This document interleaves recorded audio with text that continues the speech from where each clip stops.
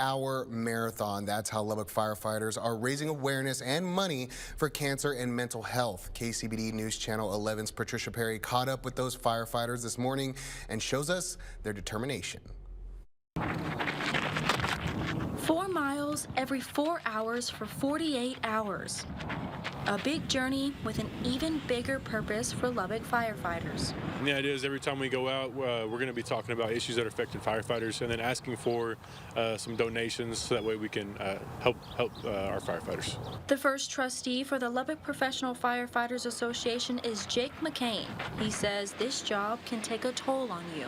Part of the problem with mental health, first of all, is nobody wants to talk about it. So we're trying to raise some awareness so that way, we can reduce the stigma around there. And then, it's a very stressful job. We have all the normal stresses that people have, and then we deal with all this other stuff on top of it. Also, when they go to save lives, they're putting theirs at risk because of what they're exposed to. Firefighters are more likely to have cancer and be diagnosed from it. So, these runners want to spread the word about what they may go through and accept donations to help local firefighters. So, just making sure that we have resources for our people and positive outlets for them to put their stress in not negative areas. As well as making sure they can get medical attention if needed.